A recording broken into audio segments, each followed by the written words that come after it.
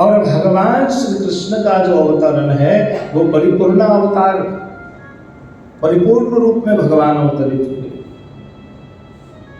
थोड़ा सा दर्शन कर लें, जरूरी है। नहीं तो मैंने तो बोल दिया परिपूर्ण अवतार में है। अब वक्ता जब तक किसी विषय पे चिंतन न करे, विषय का विस्तार नहीं होता है। आपने 24 अवतार की बातें तो सुनी, कथा भी जानते हैं।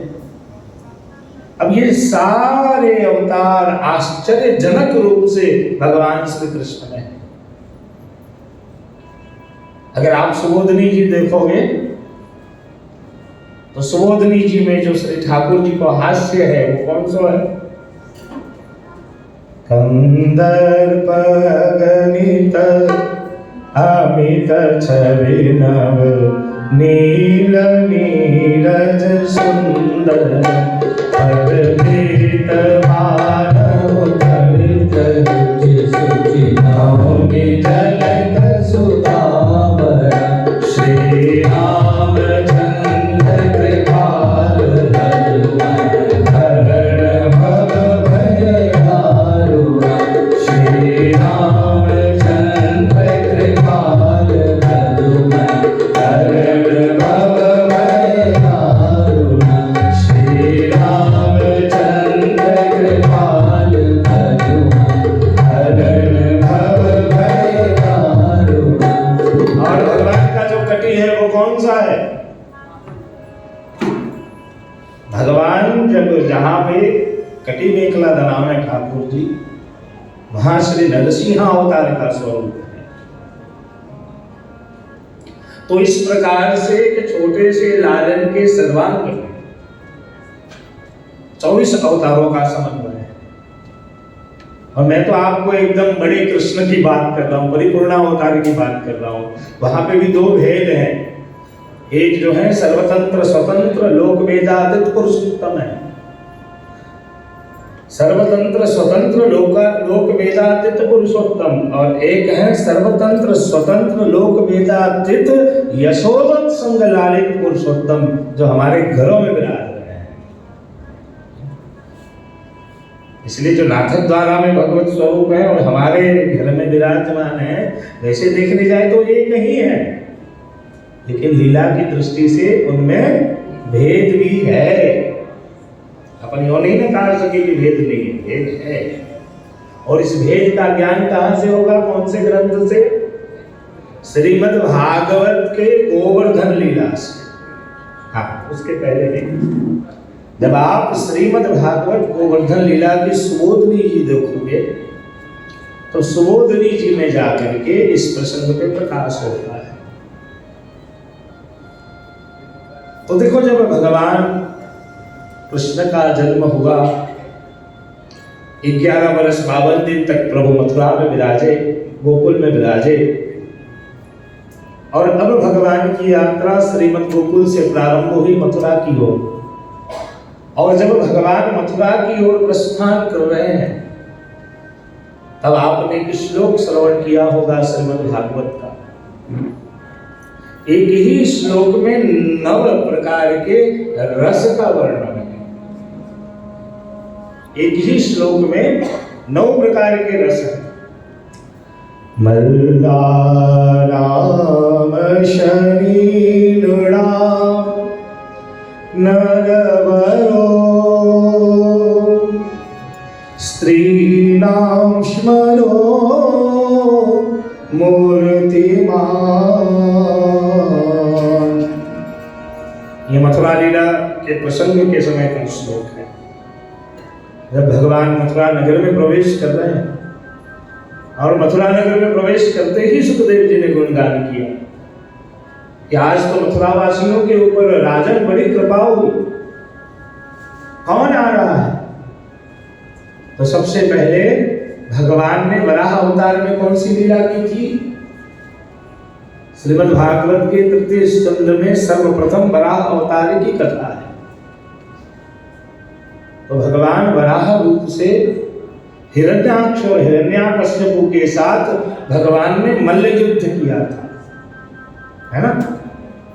तो आज क्या दर्शन हो रहा है? मल्ला नाम शनि नृणाम नरवरो।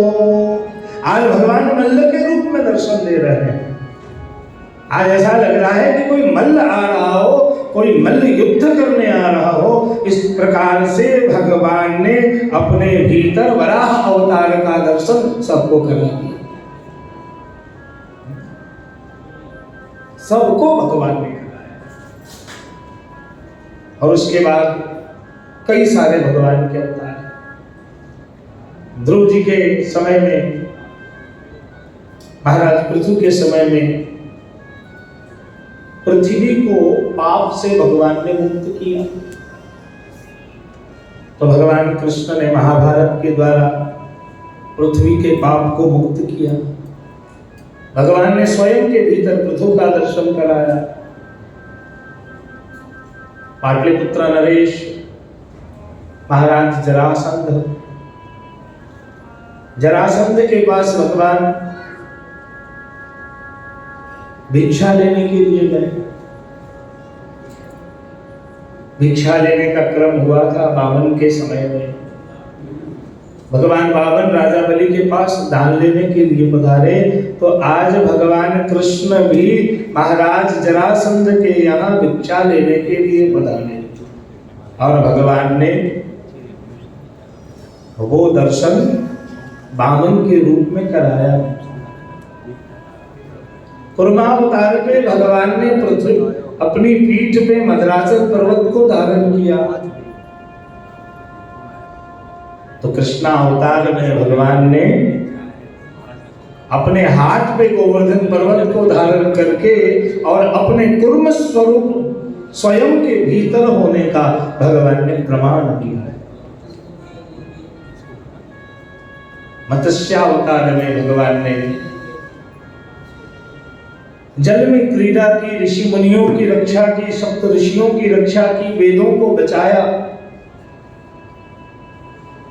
कालीनाथ से यमुना जी दूषित होने के बाद भगवान पुनः यमुना जी में पधारे और जल की अशुद्धि को दूर करते हुए भगवान ने जल को शुद्ध किया।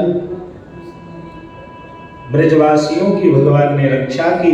भगवान ने स्वयं के भीतर मत्स्य का दर्शन कराया।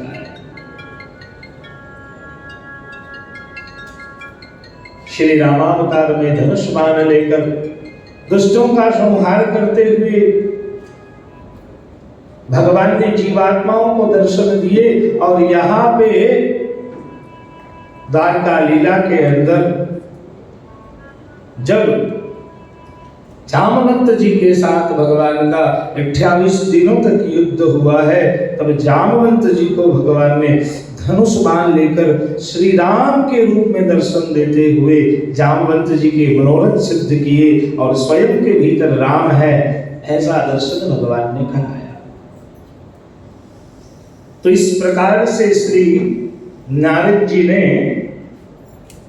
भगवान पूर्ण ब्रह्म प्रशांत आत्मा श्री कृष्ण है। भगवान श्री कृष्ण में सभी अवतारों का अंश है। भगवान कृष्ण ही परिपूर्ण अवतार हैं राजन, इसलिए इनके चरणारविंद का आश्रय करो। बहुलाश्व ने पूछा कि महाराज, धर्मं विज्ञाय कृत्वा यह पुनरन्तधीयता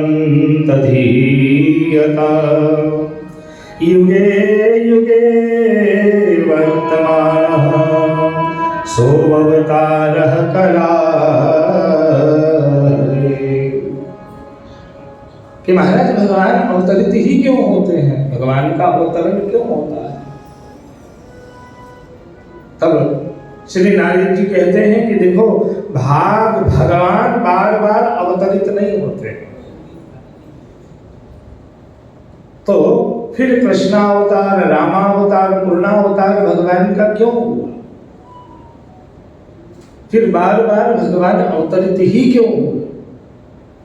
तब जाकर के श्री नारद जी ने एक प्रसंग के द्वारा राजा बहुलाश्व के संशयों को दूर किया, संशयों का निवारण किया। और निवारण कैसे किया, एक छोटे से दृष्टांत से हम समझते हैं कि भगवान स्वयं क्यों आते हैं। प्राचीन समय की एक कथा है। एक राजा ने अपने मंत्री को यह प्रश्न पूछा था, और राजा ने मंत्री को पूछा कि मंत्री,